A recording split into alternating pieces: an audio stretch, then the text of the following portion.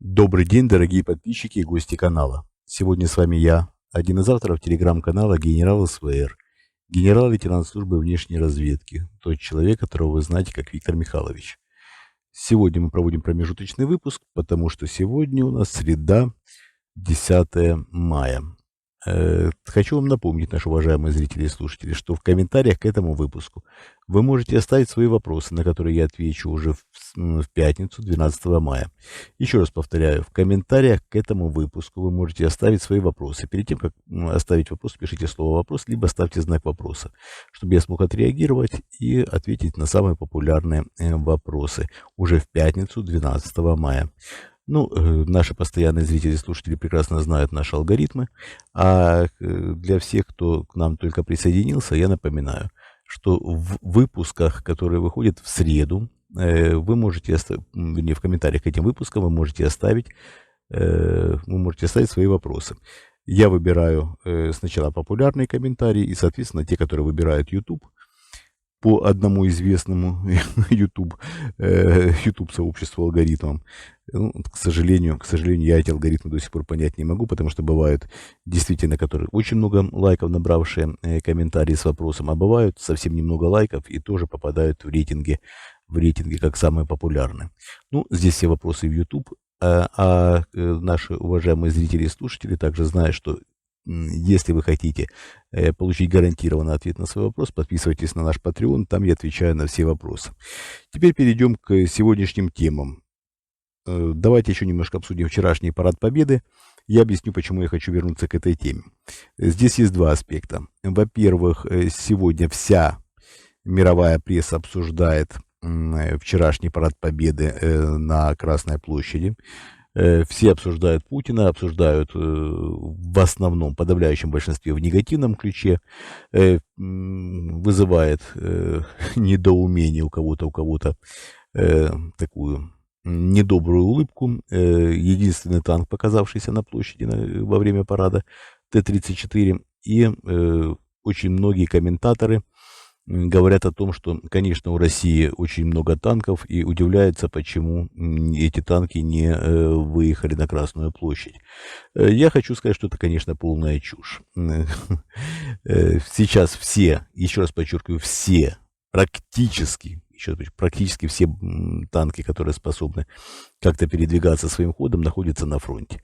Остальные пытаются привести в чувство, и также по мере того, как эти танки приходят в чувство тем или иным способом, конечно, с помощью ремонтов и с помощью замены агрегатов и так далее, эти танки практически сразу поставляются на фронт.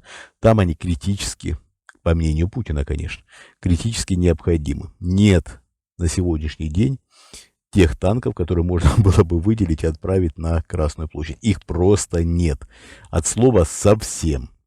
Это выглядит, конечно, смешно, когда по статистике на момент начала боевых действий в России якобы было какое-то баснословное количество танков, которые были, естественно, на бумаге, но практически все боеспособные танки были уничтожены, еще часть, которые остались, они, конечно, находятся на фронте. Еще раз повторяю, практически все боеспособные танки, как только приходят в рабочее состояние из того хлама, давайте такое слово, как говорит один мой знакомый, хламового состояния. Слово немножко смешное, но все же полностью подчеркивает и полностью определяет, в каком состоянии находятся современные российские вооружения. Так вот, из этого хлама, как только его приводят в чувство, их сразу отправляют на фронт. Я уверен, вы видели многочисленные ролики, как отправляют на фронт уже откровенно старье, выпуска там 50-х, 60-х годов прошлого века танки. Это чистая правда. Нет на сегодняшний день даже для парада Победы достаточного количества танков.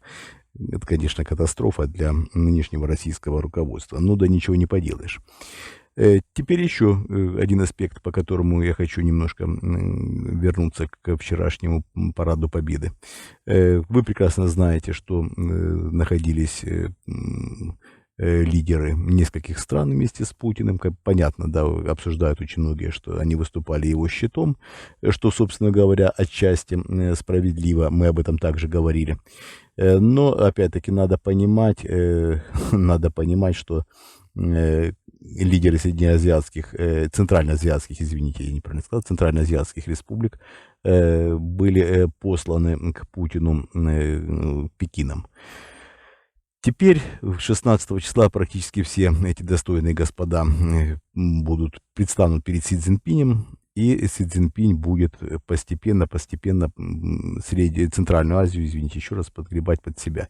Я почему оговариваюсь, если во времена Советского Союза принято было называть Средней Азией эти республики, то сейчас я знаю, что граждане этих республик крайне обижаются, и мне об этом писали в комментариях, просят называть Центральная Азия. Ну, хорошо, давайте, чтобы никого не обижать, называть эти регионы так, как предпочитают местные жители.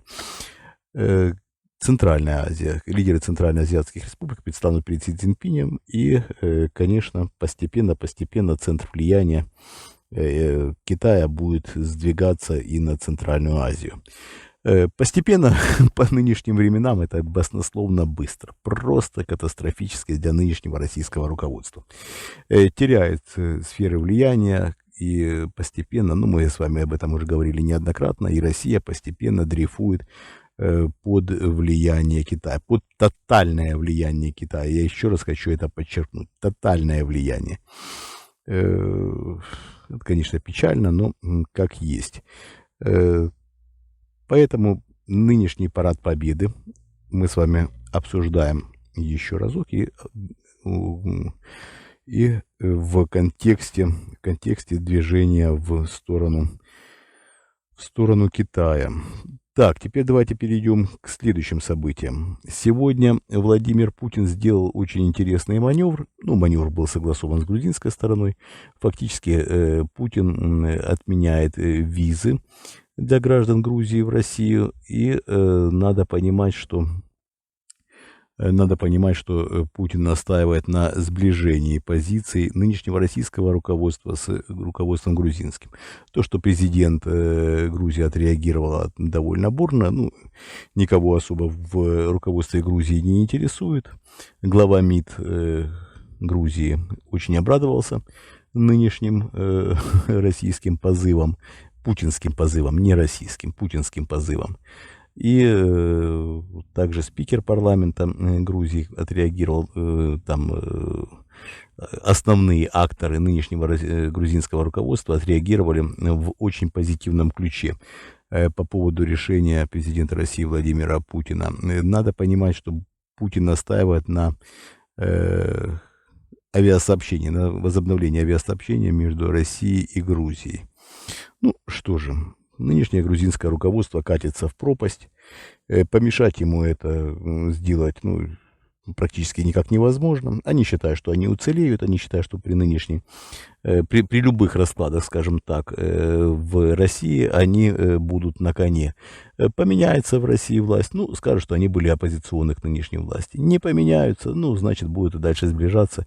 И недолг тот час, когда будут ездить нынешнее грузинское руководство, либо компаниями, либо поодиночке, на поклон нынешнему еще пока президенту России Владимиру Путину. Я думаю, что уже осенью возможны подобные движения. Мы об этом рассказывали о том, что Кириенко собирался посетить Грузию, и нынешнее грузинское руководство с неформальным визитом было готово принять Кириенко, было готово вести с ним переговоры. То, что Кириенко серый кардинал внутренней политики в России, никто не сомневается. Так вот, если серый кардинал внутренней политики выходит на международную арену, то, вероятно, Грузия мечтает, в лице нынешнего грузинского руководства, мечтает присоединиться и стать одним из регионов России. Наравне с многочисленными точками напряженности, которые также находятся на полпути, но никогда не будут российскими регионами, но на полпути находятся постоянно. Очень интересная позиция, очень интересная нынешнего российского руководства, но есть как есть. Печально наблюдать нынешнюю картину. Уверен, что подавляющая часть граждан Грузии не поддерживают данные инициативы. Так, на сегодня это все. Большое спасибо, что были со мной. Мы вас любим, это искренне, это самое главное. Подписывайтесь на наш Patreon, подписывайтесь на наши каналы. Мы всегда вам рады. Надеюсь, что и вы нам. Большое спасибо, всего доброго, до свидания.